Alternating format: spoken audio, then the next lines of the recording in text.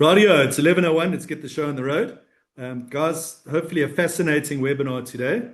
Um, Something big is happening. We've entitled it because there's certainly every day there's some big news happening on markets related to AI.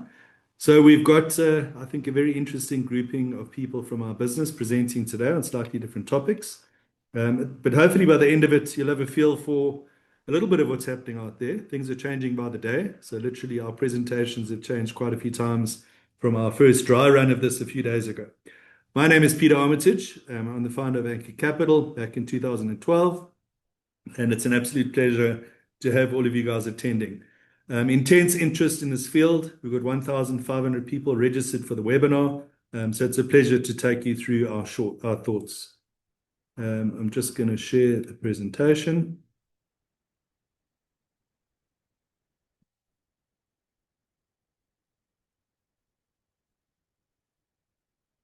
Rightio. So how AI is changing the investment world. Just a quick word for those of you not familiar with Anchor Capital as a business. The roots of our business is Credo back in 1998 and Anchor back in 2012. We combined about 18 months ago to form a business with 306 billion rand of assets. We invest across the globe. The majority of those assets are invested globally, and obviously lots of interest and investment in AI and AI-related sectors. We've got over 30 investment professionals choosing shares, funds, portfolios, bonds, and macro. And amongst those are some of the people you're going to hear today telling you what we think about the AI world. I laughed when I saw this cartoon, and sometimes I felt a little bit like this over the course of the last 6 months. Anchor, we'd like to think, is ahead of the game from an AI perspective. We're investing a lot of time and money in it, both for internal practices and for client experience. But this is, a guy shouting, who are we, the CEOs? What do we want? AI. AI to do what? We don't know. When do we want it? Right now. And I think there's a lot of people directing AI spend and giving AI instructions who's still trying to work out exactly what it all means. And I don't think there is an expert who knows everything because it's certainly changing by the day. As an example, and this is an intentionally unpretty slide, last night I went, well, before we start, there are probably some people watching this presentation who aren't that familiar with AI. So I asked AI itself to give me a simple definition that I could use in a presentation with an audience of various levels of knowledge. And it gave me some strong options. AI is technology that helps computers think and learn a bit like humans. AI is software that learns from experience instead of being told exactly what to do. AI is a computer system that can recognize patterns, make decisions, and improve over time. AI is technology that turns information into smart actions. And AI is like giving computers the ability to learn from data and get better with practice. So it told me if I wanted something slightly punchier for one bullet, AI is computers learning from data to make smart decisions. So that's really what we're talking about. And those bullet points have manifested themselves in some quite astounding outcomes for financial markets, especially during 2026. So to remind you what's happened, we ended last year with AI and AI-related companies on quite a positive note. And certainly all investment banks were universally bullish on the stock market, looking forward over the next 12 months. The key tenet was the world is revolutionizing, and pardon the pun, you needed to have some chips on the table. Then what came through, and the two big things that have happened over the course of the last 6 to 8 weeks, is the capex numbers of the big capex spenders. Those are the guys spending money on data centers in order to have the computing capacity to process AI and cloud computing. So the likes of Amazon, Meta, etc., came out with numbers that were off the charts, and I'll take you through those. And this caused a lot of nervousness, and people questioning whether you'll ever make a profit on that amount of money being spent. Then new LLM launches happened. And for those of you who are familiar with Claude, came out looking very clever. And it's a bit like as each bit of the curtains opened and investors can see what AI is capable of, they've then gone and questioned a lot of business models. So something like a Booking.com, for example. Claude came out and now people are saying, well, surely it's not required because an agent can go into your travel itinerary. We think in that particular instance, it's a company we're happy to own. But almost like a pack of wolves, the market on a particular day, and this is especially over the course of the last 2 weeks, has gone and said, what about logistics companies? And they've all gone down 10% in a day. What about asset managers? People can do stuff themselves. So certain share prices and sectors have plummeted. And really, we've said the world has taken refuge in smoke and coke. And what I mean by that is tobacco companies and good old Coca-Cola. So, people are very confused as to what the future looks like, what shares they should be holding. And, they've just gone, well, AI can't impact tobacco companies and consumer goods companies like Coca-Cola. And that's actually been the place to be in the very short term. On balance, the tech companies don't look particularly expensive. It's certainly where the growth is. So we're very happy to have exposure there. But it's a rocky time. And there certainly are shares and sectors where suddenly there appear to be existential threats. And there's no point in having exposure to certain shares and sectors. So the market as a whole is very expensive. We'll take you through what we said for the year. But tech shares have come off a bit and are actually not looking that expensive. Anchor itself is investing very heavily in AI, and Ewald is running our AI initiative. He'll be talking to you and taking you through some of the stuff that we're doing. And then at the end, there's probably two of the biggest listings ever on the stock market coming during the course of 2026, if the markets hold up, and that's OpenAI and Anthropic. And in the case of Anthropic, the business started 5 years ago by some siblings who left OpenAI. The one guy was actually the head of research at OpenAI. Started Anthropic, which launched the LLM Claude. And that business, 5 years later, could potentially list at a value of $400 billion. So quite scary numbers. Just to quickly remind you, at the beginning of the year, we forecast a positive year for equity markets during 2026. We still have that view. And largely premised on the basis that if you look at the gray bars, very strong earnings growth from the US over the course of the next 3 years, which has resulted in shares being pretty expensive. But so if you look down, this is our asset allocation chart that we show in our navigator. If you guys aren't on our mailing list, go to our website or contact your wealth manager, and we'll put you on the list to get this kind of material. But these are our forecasts for the year. Pretty positive market for the local market, and from a global perspective, earnings growth of 18%, but a market return of about 8%. We did say, as reflected in this chart, that markets are pretty expensive. It's quite easy to have 10 to 15% corrections along the way. So we're expecting a volatile year. And certainly today, with the AI uncertainty in terms of does it impact business models, does it impact certain businesses, as well as the new news on Trump's tariffs, which we gladly will not touch on during this presentation. The market's expensive, but some pretty strong earnings growth in prospect. I then intentionally used a chart from late last year from Citigroup showing the CapEx spend. So this is all the big 7 companies spending on data centers and the like. And you can see this number was about $60 billion going back a few years ago. In 2025, that number landed up being about $400 to $450 billion.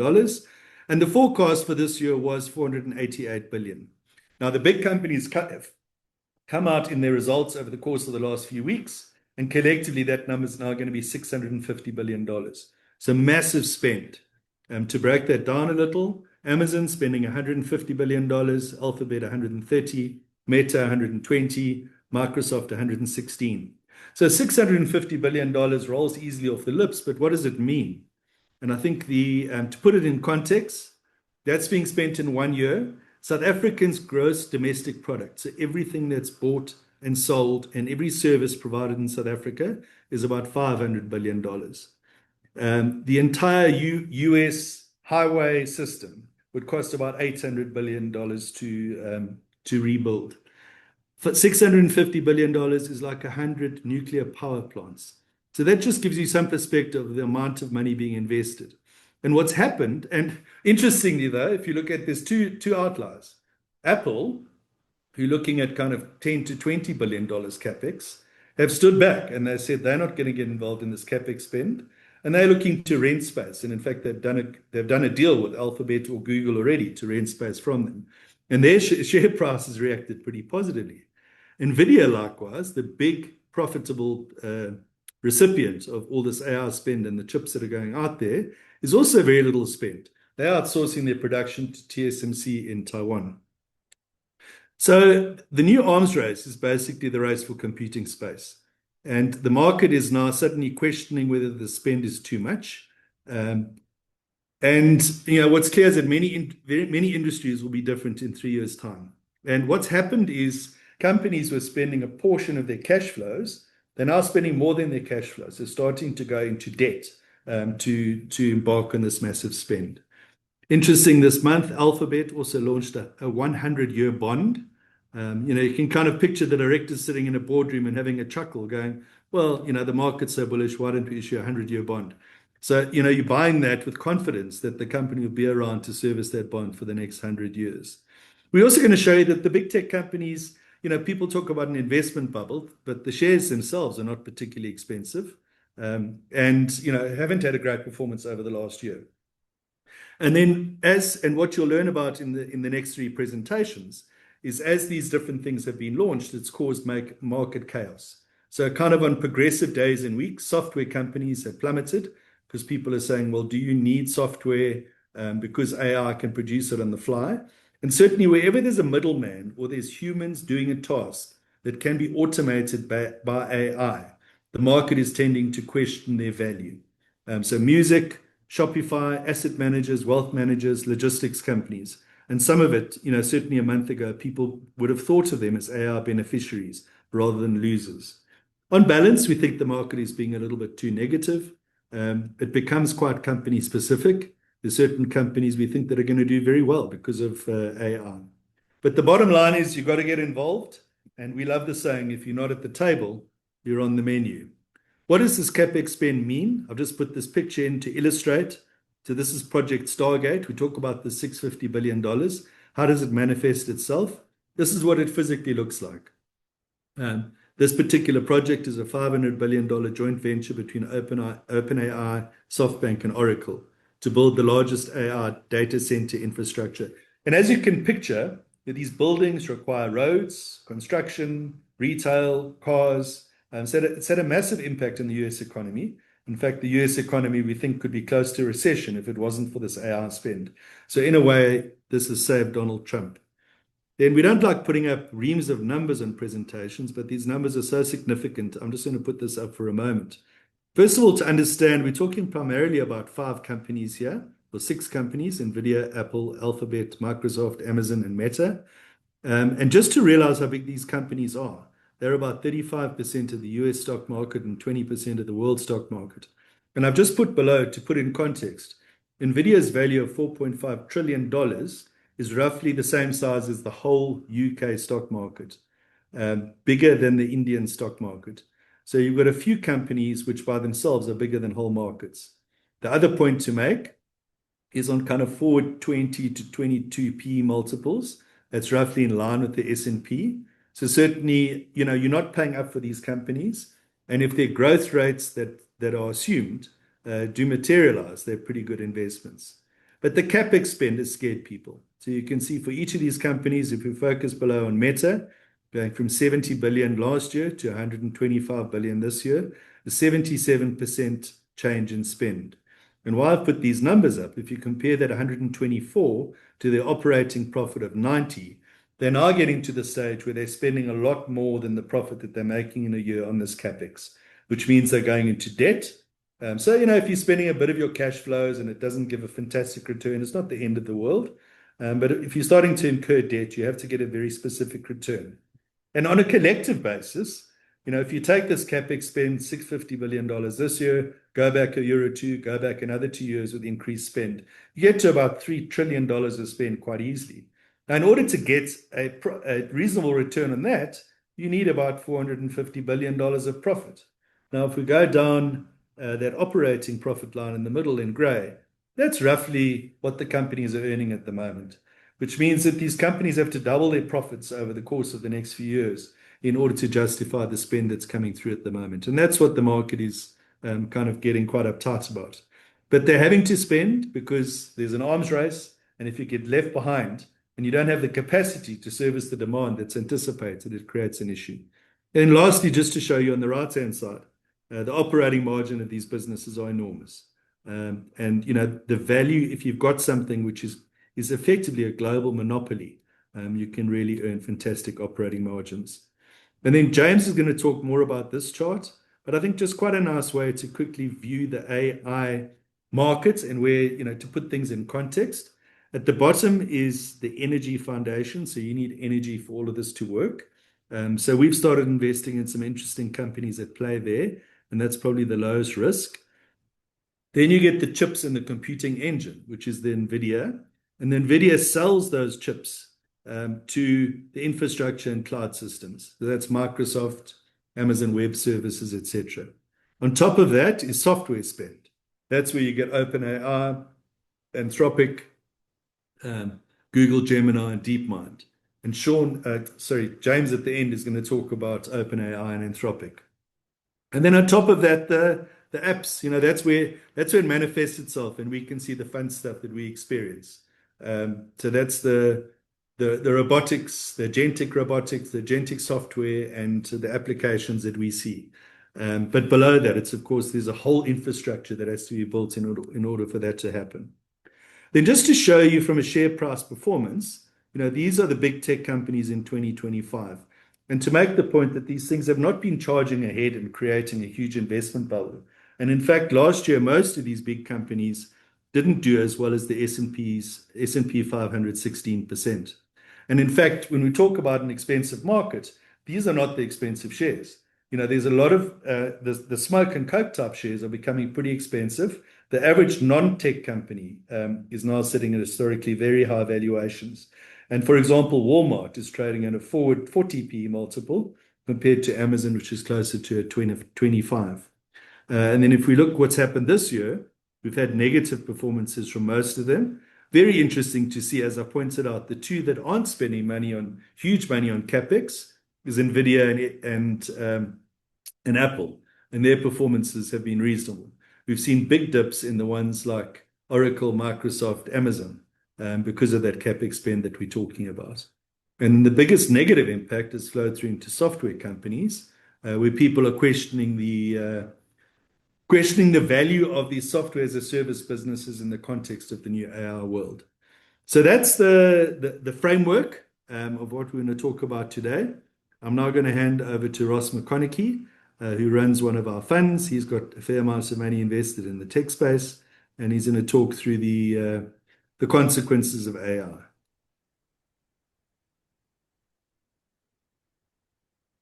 Oh, thank you very much, Peter. My name is Ross McConaughey. I'm an analyst at Anchor Capital, and I'm going to discuss a couple of the consequences of AI in society and on markets. For all of history, mankind has looked up into the heavens and wondered, is there any intelligent life out there in the universe? And the answer is clear now. There is. It's here with us on Earth right now, and we created it. Pop culture has always been obsessed with artificial intelligence. And I've got a quote here from Morpheus, from The Matrix in the 1999 movie. At some point early in the 21st century, all of mankind was united in celebration.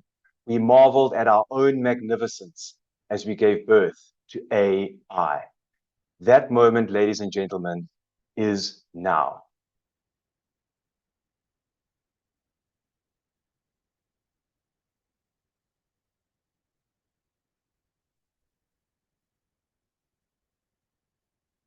Sorry. A lot of people compare artificial intelligence to the invention of the loom or the ATM. And whereas that technology did disrupt a small cohort of society, it is a huge underestimation to compare it to artificial intelligence in today's world.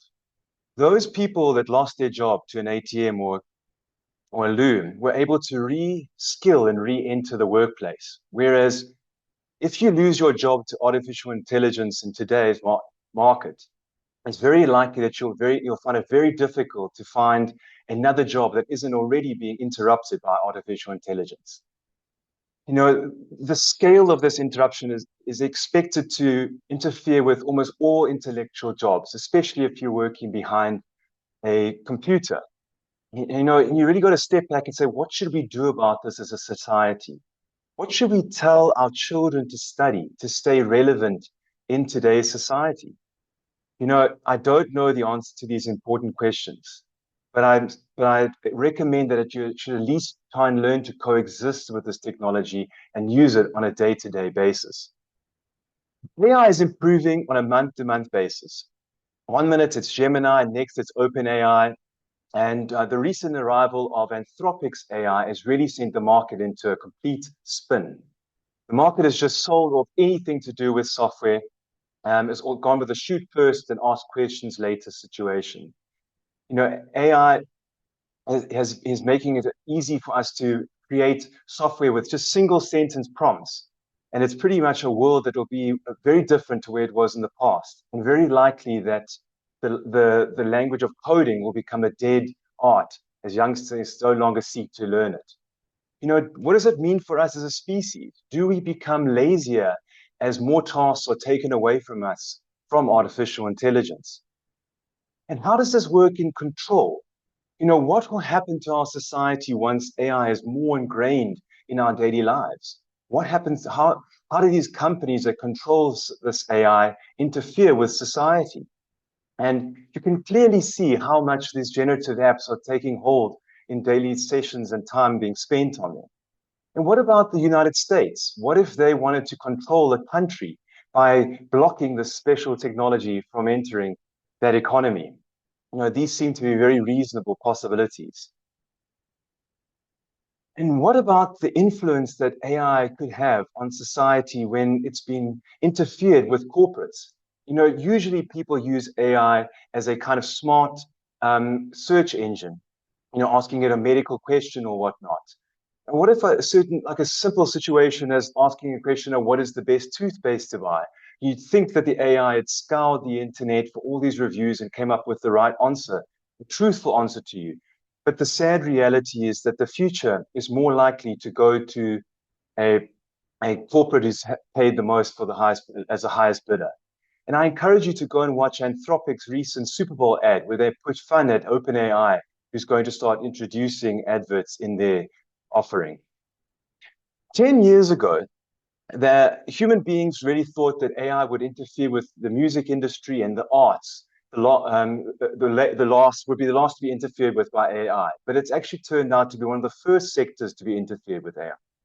There are thousands of songs coming up onto these streaming sites every day, and the record labels are trying everything to try and block them as much as possible from the streaming websites in order to protect their artists. What about hybrid users of this technology? If you're an artist who's created the vocals for a song but used AI in music to create your melody, should they be blocked on the streaming sites? I encourage you to check out the website Suno. It's an incredible AI application where you can make your favorite music with just single sentence prompts. And is this app a threat to the likes of a Spotify? We don't think so, because we believe that humans will still want to interact with each other through human-made music. And Spotify is also still benefiting from artificial intelligence through their intelligent recommendations and playlists. The rise of the AI companion has also been an incredible phenomenon. First world countries are already having problems with demographic slowdowns, and this was made worse during COVID-19. And this has been exacerbated by the rise of AI companions on the youth. And I encourage you to watch the 2014 film Her, which ended up being actually an accurate portrayal of what's actually happening in today's society. But on the positive side, it's hugely beneficial for the elderly. If you're a widow or widower, you're hugely benefiting and a quality of life improvement from having an AI companion to talk to.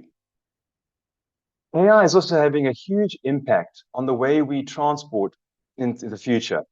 And driverless cars are a big talking point at the moment. Google has a company called Waymo, which has recently partnered with Uber and Lyft, and they're already making up 3% and 6% of their monthly active users. What is the future for an Uber? Will they remain relevant in this environment? Well, we believe so. As long as they have the riders on their app and they are able to provide a good transport. What does it matter who the delivery is or who the driver is in this circumstances? And then there's AI being used on the battlefield. What are the ethics behind pre-programming a robot and sending it out on the battlefield to kill humans? And this is a sad reality that's already being experienced in the Ukraine battlefield. And what about the rise of bioweapons that have been manufactured by artificial intelligence? All very scary realities at the moment. Deep fakes have also been a huge issue over the last few years, especially in politics. And how do we distinguish between what is real and what is fake? I mean, the recent release of this fight between Brad Pitt and Tom Cruise really sent Hollywood into a panic. And it was created by Chinese AI of just a single sentence prompt. And it's so ultra realistic and incredible. But isn't this a huge positive for the likes of Disney or a Netflix? You're able to use this technology and really cut costs dramatically in their production ability. What about our society? If we can't distinguish between real and fake anymore, do we just live in a post-truth age? We just brush off everything that we see and everything just becomes noise you cannot process. These are all scary possibilities for the current age. And the rise of robotics. Once AI has perfected the digital world, the next frontier will be the physical world. Morgan Stanley believes there'll be tens of millions of robots in our workforce in the next couple of decades. Perhaps the future is robots working tirelessly without complaint. It's not all doom and gloom. If you can really think of the future as a possibility of a world of abundance, with accelerated biotechnological breakthroughs and medical availability to a much larger cohort of society, a world of unlimited food and no starvation, personalized education. But it does seem that right now, this is going to be a very volatile time between now and then. And if I can leave you just with one thing, I encourage you to embrace this disruption. Don't be fearful. Go out and learn this new technology and lean on us as your investment managers. You are not alone in this. And for investors at the present, we encourage you to maintain a diversified portfolio with technological exposure through these AI beneficiaries. And on a lighter note, there are always opportunities in these periods of volatility. Recently, a Japanese toilet manufacturer came out saying that they could repurpose some of their ceramic machinery to create this high-tech chips, and the share was up 60% overnight. So we continue to be optimistic and always looking for opportunities in this interesting environment. Thank you very much, and I'll pass it on now to Ewald Fourie.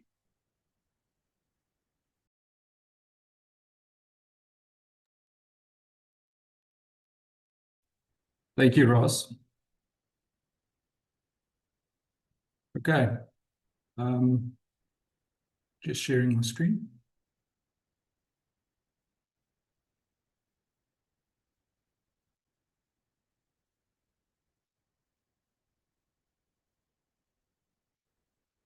Okay, my name is Ewald Fourie. I head up Anchor Intelligence, which is part of Anchor Capital's AI strategy and a collection of AI initiatives. Today, I'm hoping to lift some of the fog around the AI noise and provide some color specifically around what Anchor Group is doing with AI and share some of our lived experience. So when talking about what's happening in AI at the moment, I think there's two versions of the conversation. When I speak to people internally or when this question comes up potentially with clients, you want to say that AI is a new productivity tool. It's there to help you, get more work done. It's there to push companies forward. And I think all of those things are true. But when I sit with my therapist and the same question comes up, I think a more honest answer might be that this feels like the February before COVID. Like we know something big is coming and we don't really know what that looks like, but you have to brace for impact. The difference is this time that AI brings as much opportunity as it does risks. So just to provide some context, everything that we've experienced around AI on the sort of consumer level or enterprise level has happened in a little over 3 years, which is crazy to think about. We've seen incredible progress over this time. We've seen these models leapfrog each other. Every time ChatGPT or Gemini releases something new, it makes everything before it look archaic, which is quite difficult to keep up with. It makes me think of Picasso was 22 when mankind first took flight, and he lived to see the moon landing. And I think that must have been such a surreal experience. But in our lifetimes, we've seen the rise of accessible internet, cloud, smartphones, blockchain, and now AI. So it's quite a lot to process, and it keeps accelerating. Like, this technology trend just keeps accelerating. So when you put human technological evolution on a 24-hour map, it's just interesting to note that AI happens in the last blink, the last fraction of a second of that 24-hour clock. Yeah, you have to ask yourself whether are we capable of dealing with pace or this sort of pace of change, given the fact that we aren't fundamentally different than the person that saw the wheel for the first time and went, I actually can't keep up with what technology is doing.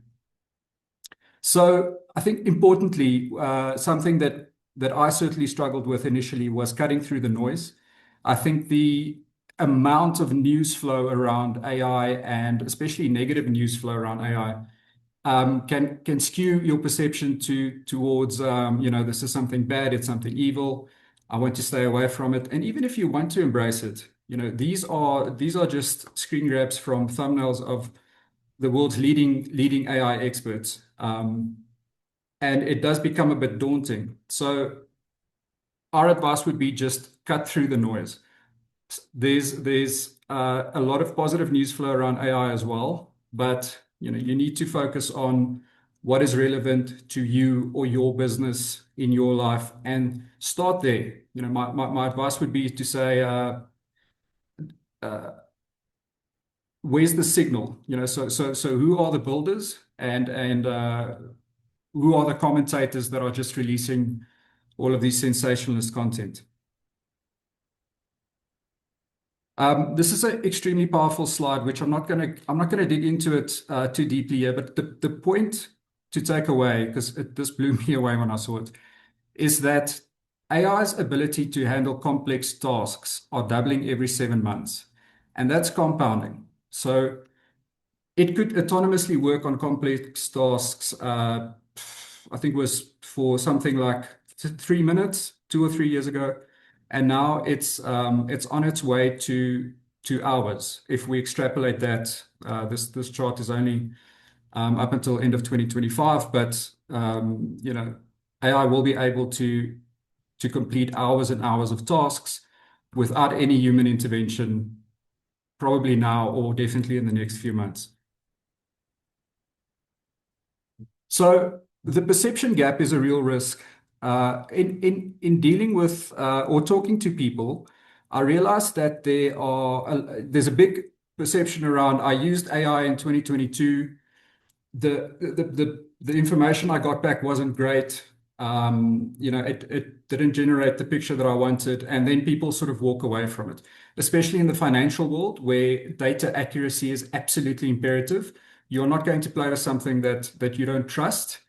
Importantly, I think it's crucial to understand that AI has moved on. Like, there's immense capabilities being added almost on a daily basis, and you cannot use the 2023 or 2022 experience you had to judge what AI is capable of today. It's not a stock, it's not a market segment. It's a complete capability shift. So just on that, this is a slide from our internal enablement training on hallucinations, which is something that always comes up. So hallucinations is basically just AI making things up that it doesn't know, which is extremely scary when you think about it. But what people don't know is that the hallucination risk is going down with every single new model release. And there are fairly easy ways to double check that data and get around it. So when thinking about AI today in your life or in your business or whatever context, using artificial intelligence is not a competitive advantage anymore. I think that time has come and gone. I think people have, the penny has dropped for most people. And just saying that we are incorporating this into our business is a bit like saying, we're using Google search back in 2004. My takeaway from this would be that, or from my experience on this, is that don't get hung up on which tool to use. Broadly, they are all the same. And in very specific, nuanced ways, they're not at all the same. That's where they start specializing. I think what we'll start seeing is, we're already seeing this with Anthropic, where you've got people like Gemini and OpenAI really bouldering through the sort of consumer mass market, and a product like Claude is starting to focus on niche verticals like white collar jobs. So just quickly there, we view the current state of AI in 4 phases. Phase 1 was what you experienced with ChatGPT initially. Phase 2 would be like a co-pilot where help me fix this slide, or help me reply to this client email. We are currently in the agent phase, which is an immensely powerful phase where we can now set up AI to autonomously do tasks without our supervision. So you can set up entire workflows like book my holiday in Japan, but not only will it book it, more recently it can also now pay for it. So it becomes like this full, almost complete person that's sitting behind your computer and basically running all of these instructions that you give it, right? Where we think we are moving into is the orchestration era, which is what we are doing at Anchor Capital or Anchor Group, where it's not so much about which tool you use, but it's more about how you put those tools together. So as the fog started lifting a little bit over the last year, as we were sort of scoping out the AI landscape, we initially said we're not going to put any stakes in the ground. We need to understand this market better. But there's some core fundamentals that we can really start anchoring down. Number one, and most importantly, we believe that Anchor Group must remain human-centric, both for clients and internal staff. AI is a tool that is there it's not there to replace, it's there to amplify. So how do we make the people that are already part of the business better and make their lives easier? And how do we improve the experience for clients? Number two, not deploying AI for the sake of AI. I think that can be a costly exercise and a mistake that many companies will make. So if you just start implementing AI without a strategy behind it, it will not create value. Security first is quite an obvious one. It's especially in the financial industry. It's not a nice to have. It's literally law. But in any business, understand the security risks of giving a machine access to vast quantities of sensitive information. We, at this point in time, remain model agnostic. We think it's too early in the game to start backing any single player.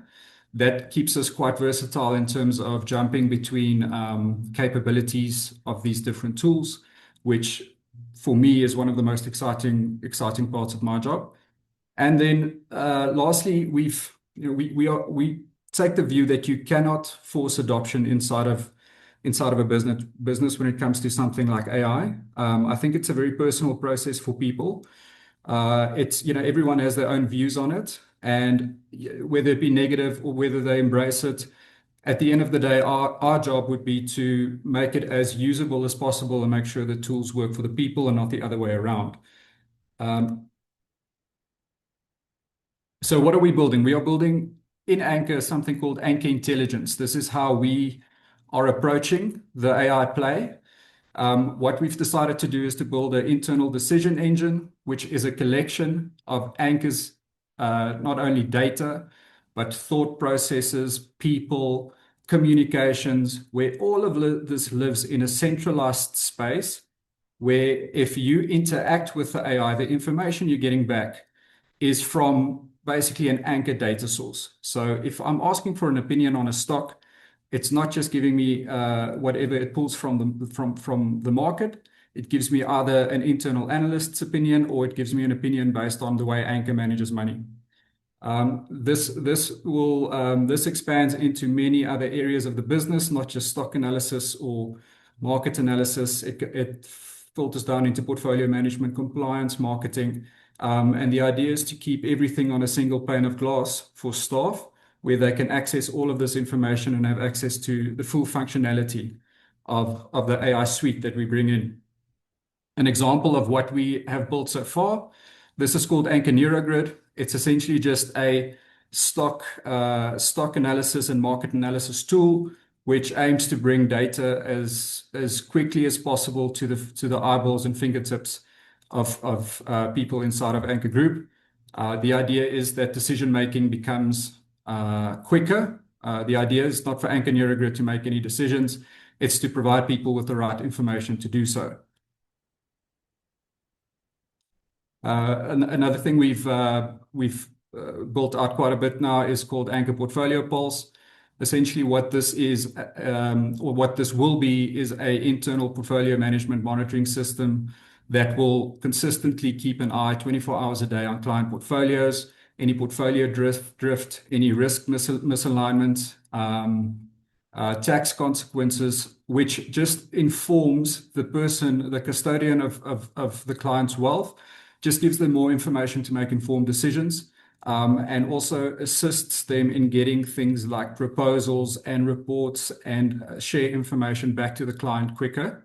The idea is not to take, this isn't the client communication layer. We aren't building something that you can just go click, click, and there's the client communication. We are very, very cautious of taking away the human element. So everything filters back to the person. The person then has to decide what goes to the client. Something we are launching this week, and we said last week, but it will be this week, is Anchor Echo. The idea is simply that when a client-facing individual sits in front of a client, that client has their full attention and they're not scribbling down notes, they're not drawing graphs or assigning action points. It's just a conversation with the client's permission. Obviously, the conversation is recorded.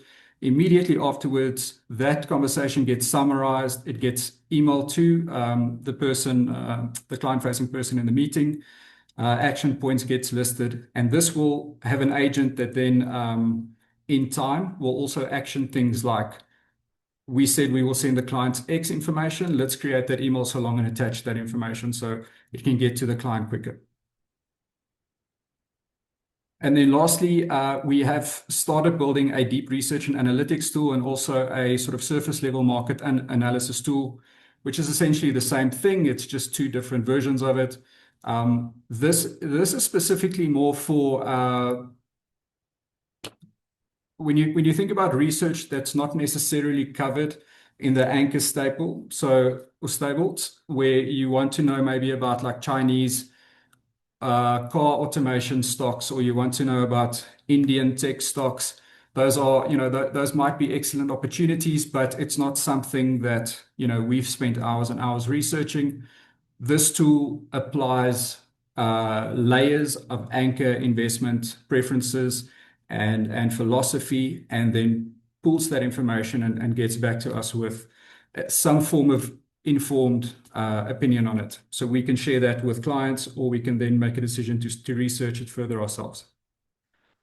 So almost lastly, what does the future look like? I think it's easiest to ask one of the foremost experts. He's come up a few times today, and he will come up again in James's presentation, Dario Amodei, arguably the most important person in the world right now. He said that in 3 to 6 months, 90% of the code in the world will be written by AI. That was over a year ago. The real number is somewhere between 30 and 40% is the market's best guess. So, if people like this aren't getting it right, I think becoming too specific around what the future looks like at this point in time is a bit of a ask. So what does the future look like in closing? Some people think it's, AI means the end of the world. On the other fringe, you've got people thinking that we'll merge with the machine and, universal income and utopia. We stay away from that way of thinking. It's probably neither. But the takeaway for me is that, people are just unsure, and that creates a lot of fear. And in some people also creates some excitement. In my opinion, markets will adapt, businesses will adapt, and we will adapt. So the question isn't, will AI change the world? The question is simply how it will change your world, whether, in whichever way you embrace it. It can be painful, but it can also be the biggest opportunity of your lifetime. So in a world where the value of answers is dropping to zero, information is being commoditized, the value of the question becomes everything. Everyone has access to the same tools, to the same data sets. How you differentiate yourself is how you interact with it, what value you're looking to create from it. Thank you.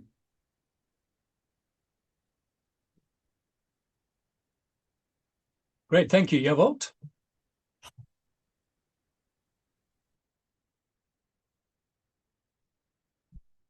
Yeah, afternoon, everybody. It's James Bennett here. I'm on the global equity team at Anchor.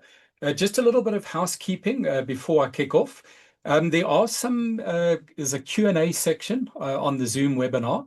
If anybody's got questions, just go and type those into that section, and we'll try and address at least some of them at the end. I'm the final speaker for today, and then we'll be handing back to Pete Armitage to sort of wrap it all up and do the Q&A section.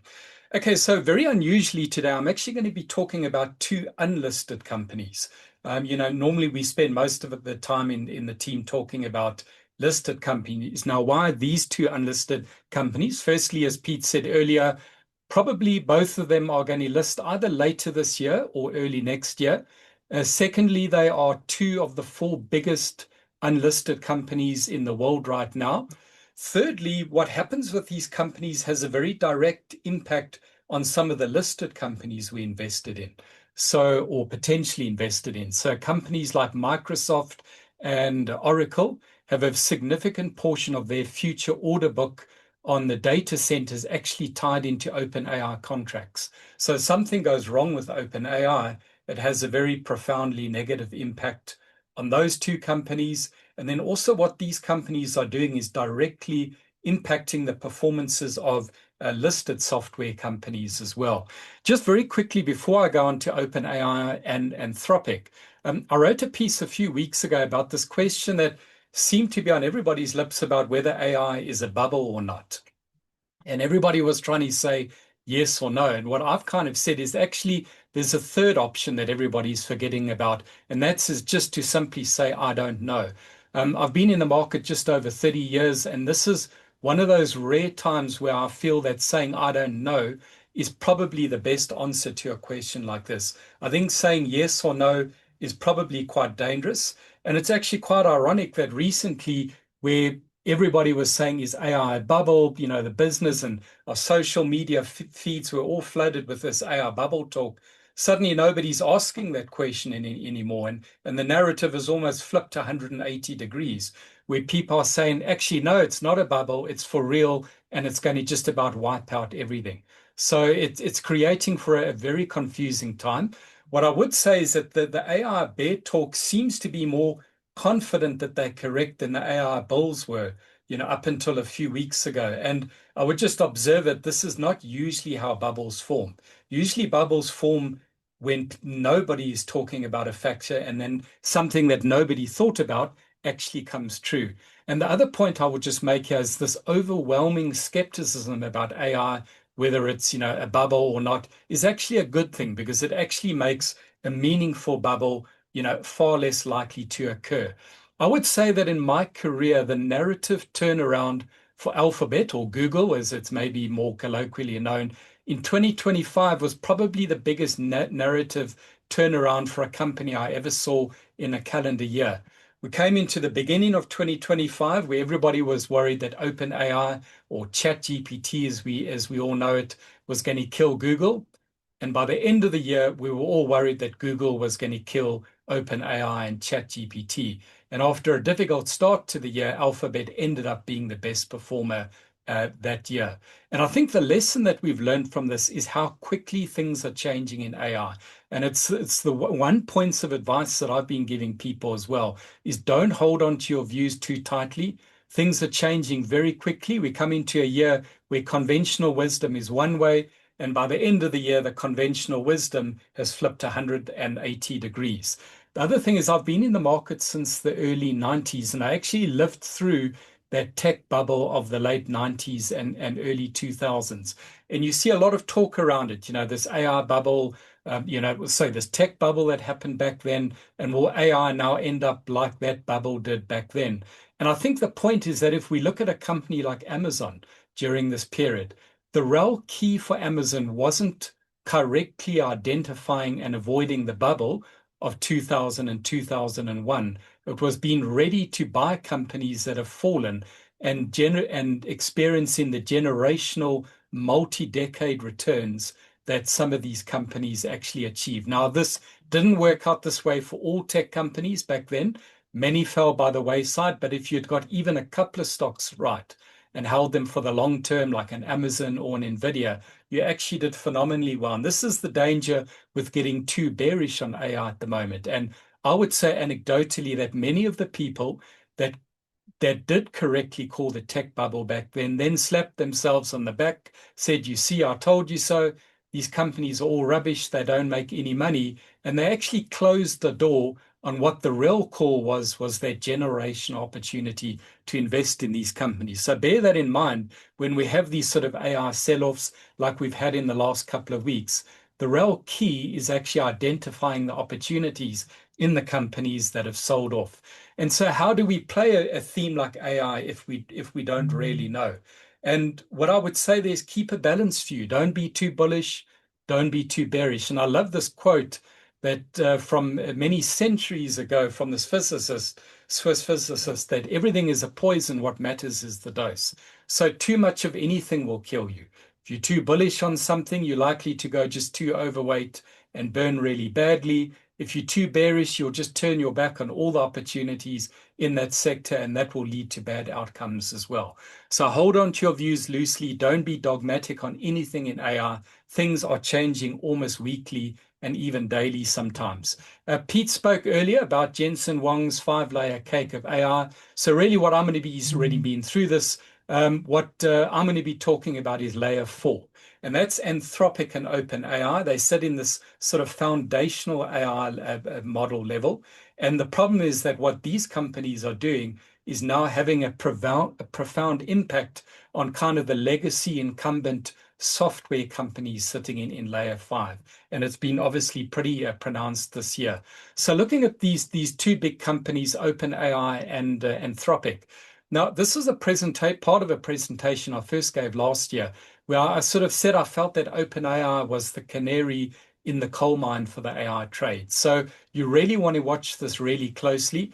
Companies like Microsoft and Oracle have such a huge portion of their future capex sort of contractually bound into arrangements with OpenAI, where the capex that OpenAI agreements are signing are orders of magnitude bigger than their current revenue at the moment. So if something goes wrong with OpenAI, I wouldn't say that's the end of the whole AI trade, but it would be very, very risky for the whole sector and could even flow back into something like Nvidia.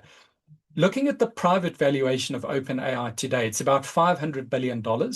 So if it were listed right now, it would be the 15th biggest company in the S&P 500. And then moving on to Anthropic, which I would sort of say is the adult in the AI room. I mean, ironically, it was founded by 2 ex-OpenAI employees in 2021, the Amadei siblings, Dario and Daniela, very focused on safety, a lot more focused on profitability than, for example, on OpenAI, a lot more careful about the contracts that they're signing with suppliers. They've just been revalued very recently in the last couple of weeks. which puts them at a valuation of about $380 billion. So if they were a listed company today, they would be about 25th in the S&P 500. So we're talking about very, very big companies here.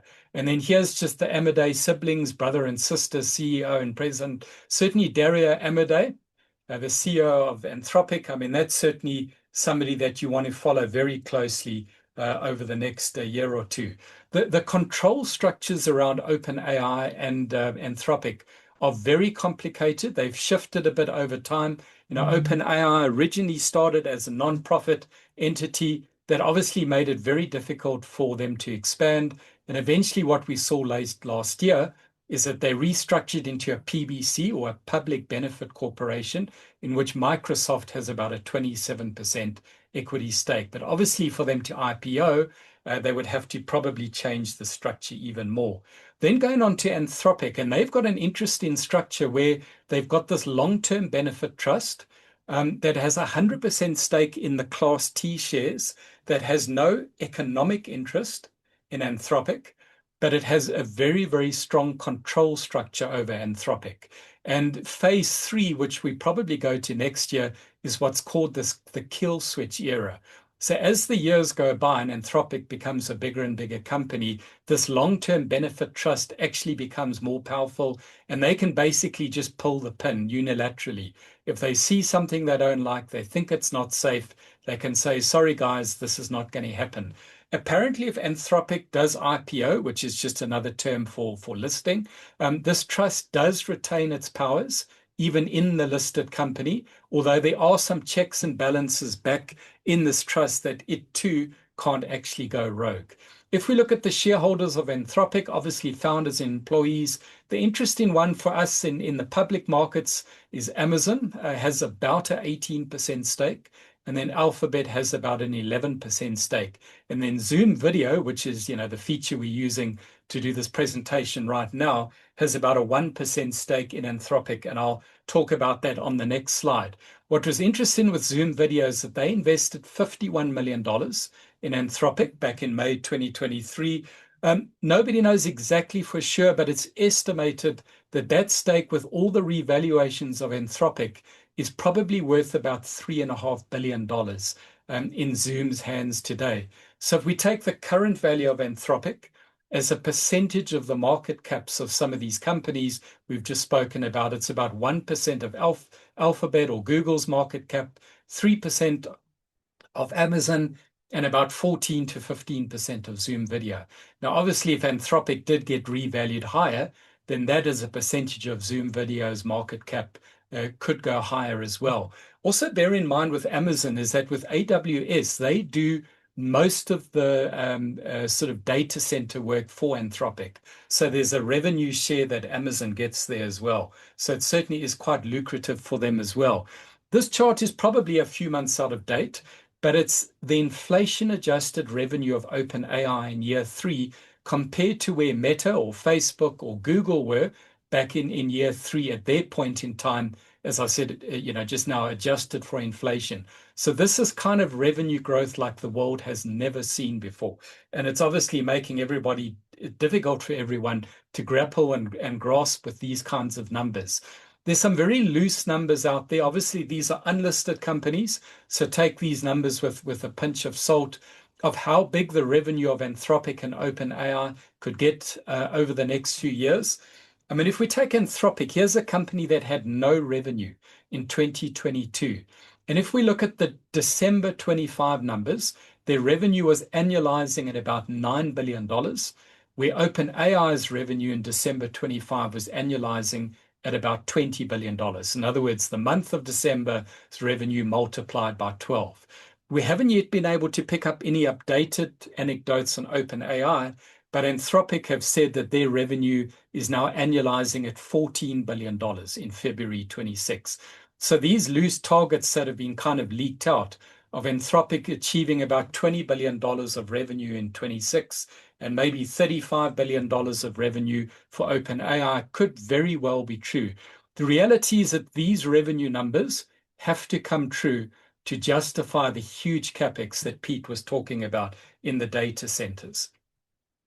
OpenAI is likely to have taken about 14 years to achieve $100 billion of revenue. They're not there yet, but if we take those estimates of the previous slide and assuming that they come true, it will be the quickest company to have achieved $100 billion of revenue.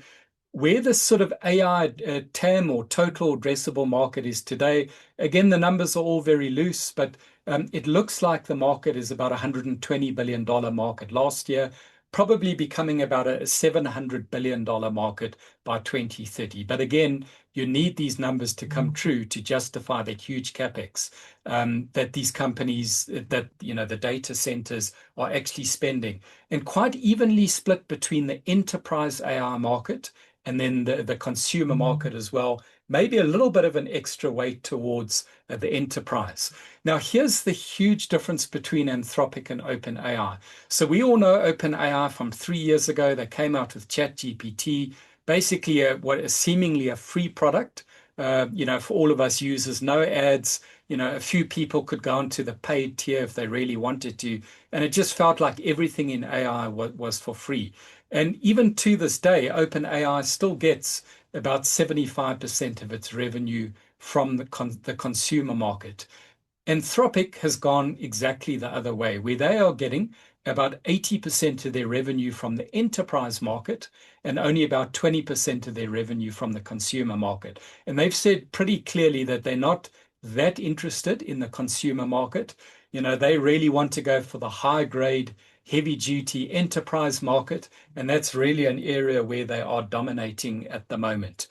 This is the chart, similar chart that Ross showed earlier, showing the rankings of the LLM chatbots over the last couple of years. And there's a very key point to make here, is you'll notice that there's the big four. So it's OpenAI or ChatGPT-5 as we know it, Anthropic, which is Claude. So whenever I say Claude, I'm referring to Anthropic. There's Gemini, which is Google's model. And then there's Grok, which is Elon Musk's XAI model. And you'll notice how the leaderboard has been changing every few months. And the debate that everybody's having in the market here is, does any one of these companies have a real technical advantage over the others? Or what seems to be the more conventional wisdom is that the company that leads on this leaderboard is the one that had access to the best chips at the time that its models were trained. So what you'll notice there is OpenAI, ChatGPT, that led in the beginning for many months, is now actually coming last of the big four.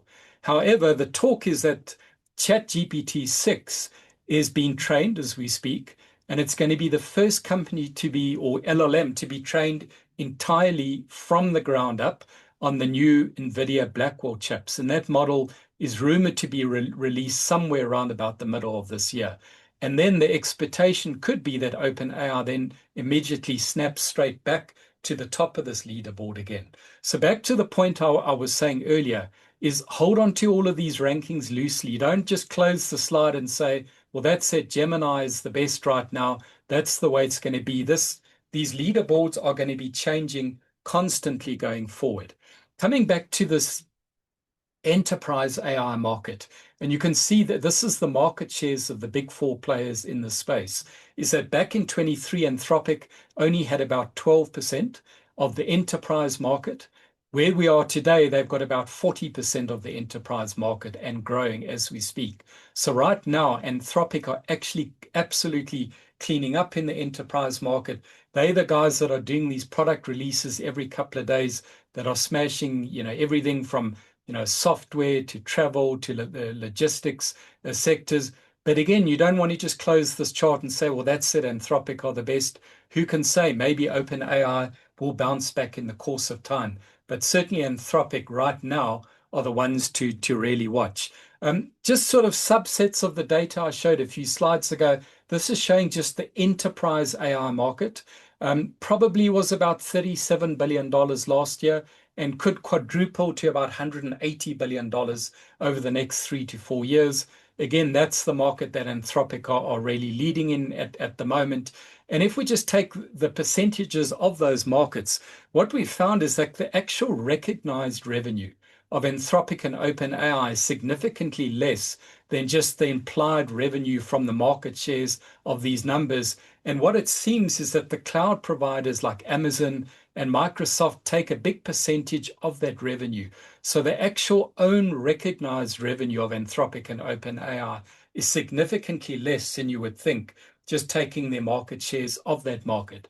Okay, so Claude are the company that are, you could say in inverted commas, causing all the trouble at the moment. And what I would say, even from my own experiences using Claude over the last couple of months, is they are powerful but expensive. You pay more for Claude for generating a token than any other model. But what the argument seems to be is that you're kind of paying an intelligence tax to use these Anthropic models. So whereas if you use an OpenAI model, you'll have to have 3 or 4 attempts to get to what you're looking for. You'll get it right out in the Anthropic model on the first or second attempt. So it's kind of leading people to say that Anthropic is a bit like Apple, but expensive, easy to use, works first time every time. OpenAI is a little bit more like Android, somewhat commoditized, but good enough for 90% of the users out there. And it's really been these Claude Cowork releases that has hammered global software stocks earlier this year. Now, the first Claude Code release was actually in February 25, and it didn't really have a negative impact on the broader stock market.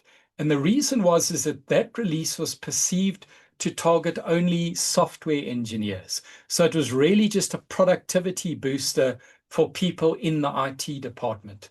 But the Claude Cowork releases that started coming out in early 2026 kind of targeted everyone in the organization. So this meant that your HR department and your legal department and your support staff, everybody could start using these tools. Now, what we know is that the listed software companies have very much a seat-based model.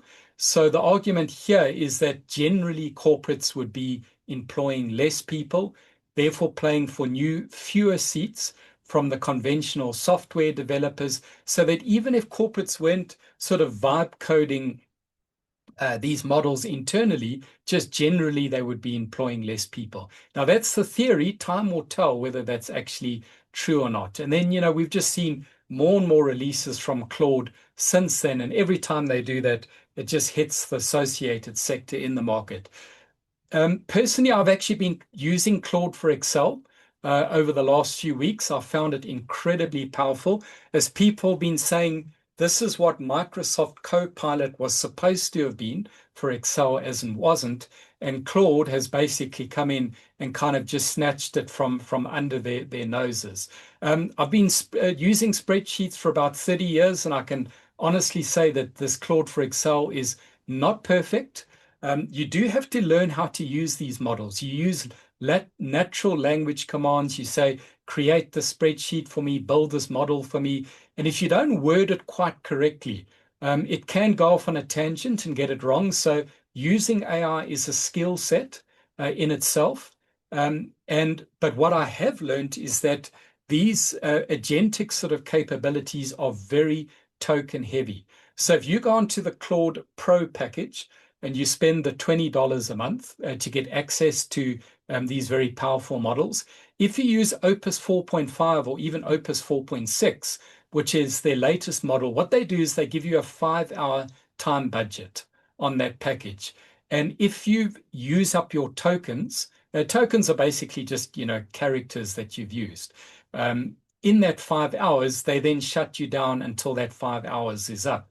And what it seems is that if you use their Opus 4.6 now, most powerful model, and you use it quite heavily, your 5-hour budget will be consumed within 20 to 30 minutes. You can use the less powerful model, and then you've got about 1.5 to 2 hours. But I've certainly found the more powerful model is a lot more effective. That then raises the question with these tools does this mean that people who have got access to these tools are going to just work less hard? Are they going to come in the morning, punch in a whole bunch of natural language commands, and then go and play golf for the next 4 to 5 hours? And the answer for now seems to be no. So the Harvard Business Review released a very interesting study in the last couple of weeks where they actually went into a tech company of about 200 people, and they actually monitored their use of these AI tools over the last 8 months. And there was no mandate in the company that people had to use these tools. So you could say it was the more sort of productive employees taking their own initiative to go out and use their tools. And what they found is the people using the tools were way more productive. They really pulled ahead from the other people who weren't using the tools, but were actually working harder, longer hours, staying more late at night than what they were before. So it seems like it just raises the stakes. So you've got these tools, you go, okay, well, that's just going to do it for me. I've now got these tools. What else can I do? What new models can I build? And it might just be like the advent of spreadsheets, which came in, decades ago to make people's lives easier. And in the end, people just spend more and more time sort of poring over their spreadsheets. The other anecdotes that are sort of floating around recently as well concurs with my own experiences of using Claude for Excel. And that is that these sort of agents and co-pilots, whatever you want to call them, are very, very data and token heavy. And people have been giving examples where they've been setting up these internal sort of AI agents, and they're finding that they're spending more on using a couple of agents than if they just went and employed somebody else. Now, perhaps, the cost of these tokens is going to come down over time. So again, this is all in a state of flux. But right now, it's not just a simple case of using, these models, that it can get expensive, very quickly as well. And again, the $600, $700, $800 billion of capex that's been spent per annum by the next year or two, somewhere there's got to be a return for that massive capex.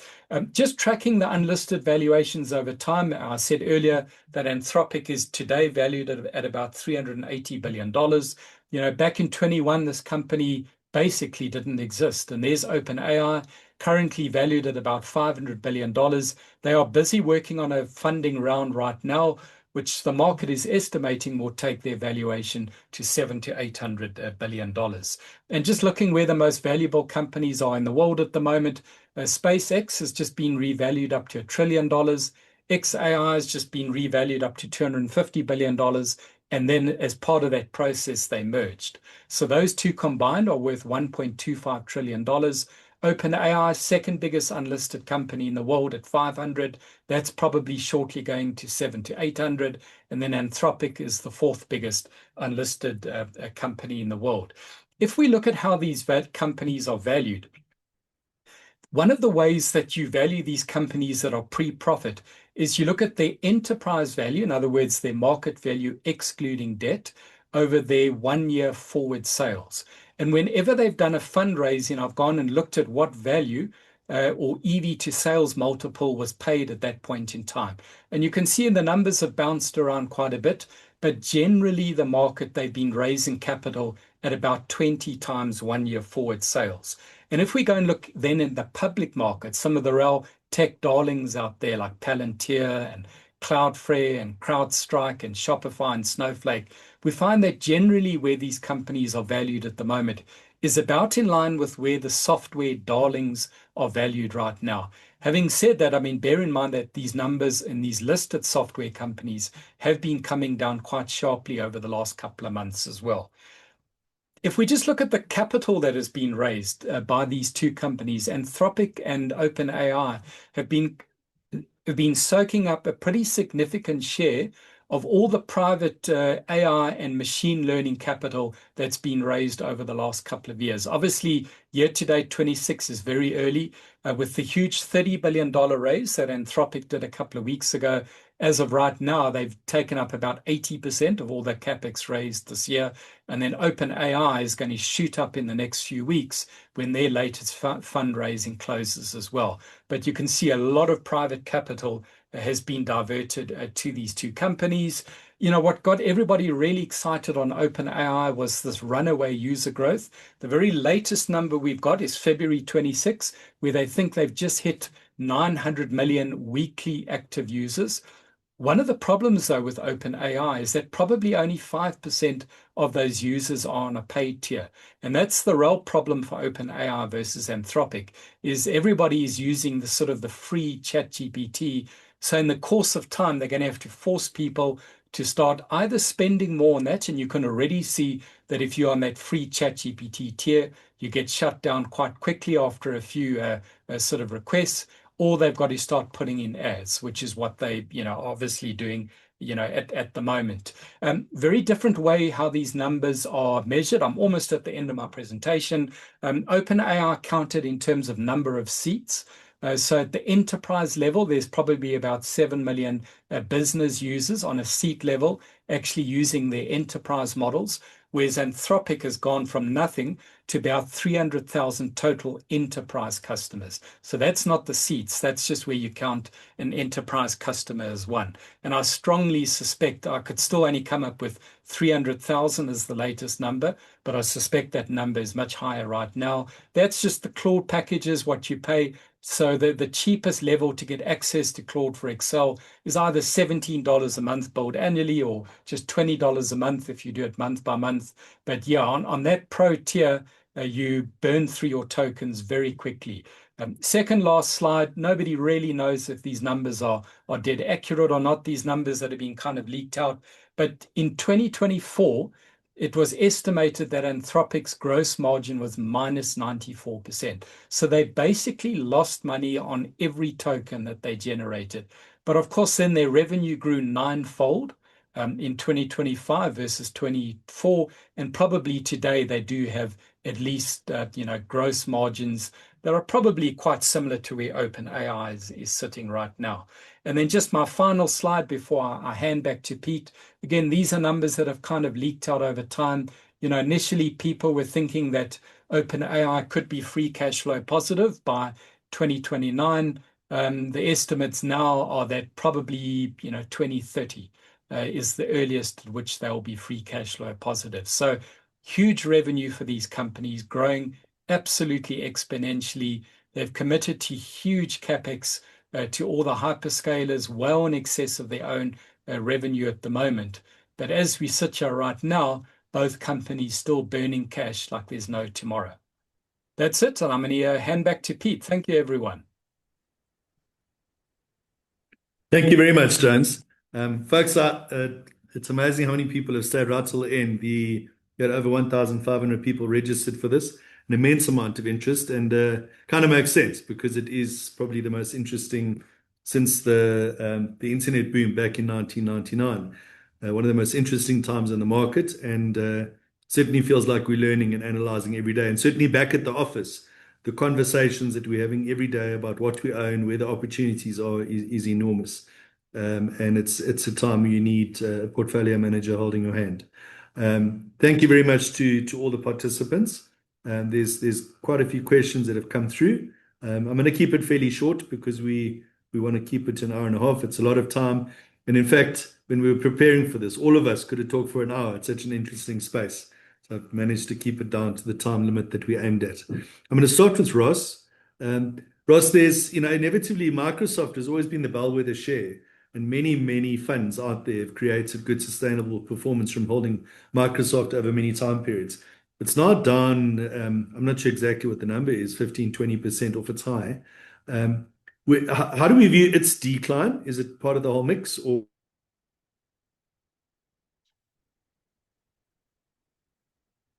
AI can replace something that people thought was intrinsically valuable? Is it coming off because of that, or other factors? So yes, Pete, I think it's a couple of factors. The first is definitely just the software as a service sort of sell-off. But one of the interesting things that came out on their results was about 50% of their forward-looking billings was linked to revenue generating from OpenAI. And just as James has pointed out, there's a lot of swaying narratives at the moment, as OpenAI is only third or fourth in the race at the moment.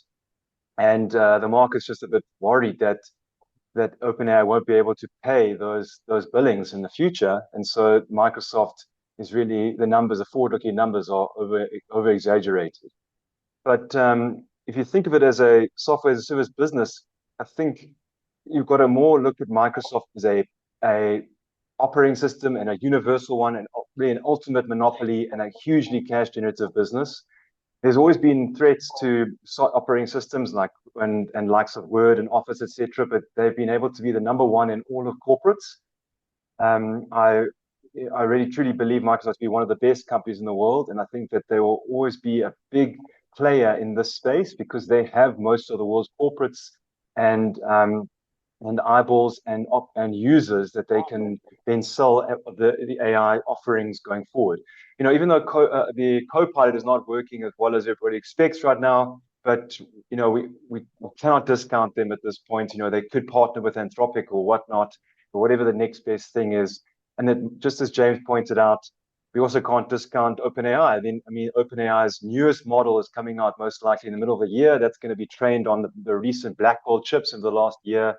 And that's expected to possibly leapfrog all the other platforms, and then that would then put a positive light on the likes of Microsoft and the possibilities for its future with OpenAI. Thanks, Ross. Maybe James, if you want to add to that, but two other questions coming through, not surprisingly, are the software shares, are they an opportunity now? And then an area where I think you're a global expert is the cybersecurity shares. How do we Sure. view that? Yeah, so look, I think one of the things we've learned with sell-offs like this is not just to go and snatch at the shares the minute they start selling off, because usually, back to what I said earlier in my presentation, there's a lot we don't know. And it's almost better to view it that way than saying, okay, well, this is exactly how software is going to work. So for now on software stocks, I would say we are proceeding with caution. I think broadly we would say that the market has kind of thrown the baby out with the bathwater. The market is just tarring every single software company out there with exactly the same brush. And I think the ultimate answer is going to be quite nuanced. There's going to be some companies that will prove to be remarkably resilient and will actually be strengthened by AI, where they themselves will actually use these AI tools internally to code faster, to develop new products faster than anybody else.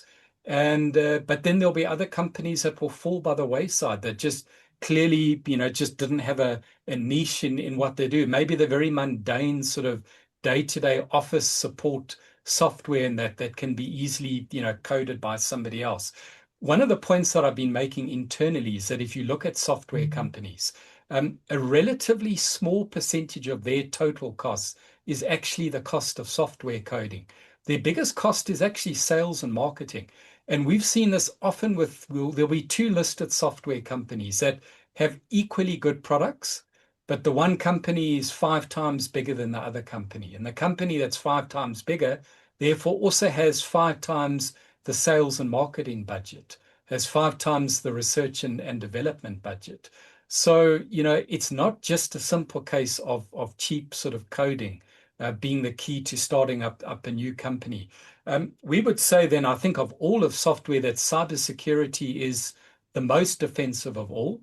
And both the CEOs of CrowdStrike and SentinelOne over the weekend posted quite lengthy sort of LinkedIn write-ups as to why they felt the market was completely getting it wrong with lumping cybersecurity companies together with software companies. Now, obviously, they would say that, they're talking, their own books, but it's kind of hard to argue with, what they say. And remember with cybersecurity is that one of the real strengths of cybersecurity is having the collective knowledge of all the corporates on your client base to, effectively alert you. So if you go with like a CrowdStrike, for example, and they see a breach has just happened in Scandinavia, within milliseconds, that information is filtered through to everybody around the world. So we in South Africa immediately know, that something's gone wrong. But if you just sit there trying to build your own internal security app, you don't have access to all of that data. And as I said earlier, remember that these cyber companies, a company like CrowdStrike has got over 30 modules on their platform that they've actually built. So the speed at which they themselves can build new modules and upgrade the existing modules is faster than ever now. So, we can never say never with any of them, but I do think even if it's not right now, but in the course of the next couple of months or quarter or two, I think there are going to be some excellent opportunities thrown up in individual software companies, but I wouldn't just rush out and buy the whole basket today. Okay, thank you very much, James. Guys, we're getting to the end of our time period. I'm just going to take one more question. Sorry, there's a lot in the question session. There's quite a few questions about the slides, and will they get the link? We will be sending out a recording of this link to everybody who got invited to it. If you've landed up coming via somebody else, you can go to our website and register for our webinars and our content that we send out on a regular basis. Alternatively, if you're a client of Anchor's or client of a financial advisor who works with Anchor, contact them and we can get a link to the presentation and the slides sent through to you. We are very shortly after the presentation going to have a PDF version of all the slides available, which we'll send out. And also feel free to chat to your wealth manager or financial advisor in terms of, the impact on your portfolios.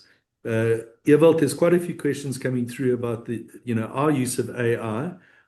What guardrails do we put in place for our analysts? How do we prevent hallucination from distorting the results? Maybe I'll just have a quick first go and then hand it over to you. Obviously, the work that the analysts do, we've had the same investment philosophy since we started the business, not surprisingly. And we've hired people and worked with people who have a similar view on the market. Something that Ewald did, I remember when we first started this project about a year ago, is actually spent a lot of time downloading the investment philosophy of the various people and of Anchor. And our AI systems are familiar with the way we think, what we're looking for. And when we look at a company and ask for a kind of the AI opinion, which we then obviously have to filter, that's fed into the system. And obviously that progresses as days go by.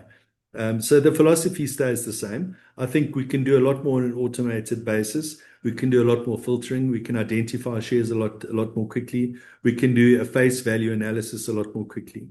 But Ewald, maybe if you want to expand on that and also just talk about hallucination. Yeah, sure, Pete. So I think just in terms of guardrails, especially against things like these models hallucinating, look, there's no 100% fix for that at the moment. And I'm not sure there'll ever be, but what we can certainly do from our side is firstly, we select the right tools for the job. So it's not just ChatGPT reskinned and applied across the business. You get specialist research tools in AI, you get specialist financial advisory tools. So for us, it's about finding the best of breed tools and putting that together and making it work seamlessly. With hallucination specifically, what we practice today is we would firstly, if we do go into something like deep research, before taking that as gospel, we'll take that report and then we will cross-check that with other LLMs. So there's a specific prompt that we use. And you've got 3 or 4 other LLMs that would then come back and say that I agree with point X, Y, and Z, but I disagree with point A, B, and C. And then you go and figure it out that way from the reference list. But also, I think the best guard against that is just read your report and apply logic. 99% of logic fails from AI that I pick up is just purely from picking it up, right? So there are more complex answers to that question, but I think in terms of practically, that solves a big part of the problem for us. Guys, we got to 12:30. That was the time that we allocated. Thank you very much. It's been a great audience. Would love to have been talking to all you guys in person, but a huge proportion have stayed on for the whole very long time period. It shows the interest in the topic, and I'm sure you'll agree that all the speakers did a great job, and thanks to all of them. So thank you very much, and we're keeping our eyes on the AI world, and we'll keep on reporting back to you. Cheerio. Thank you, everybody.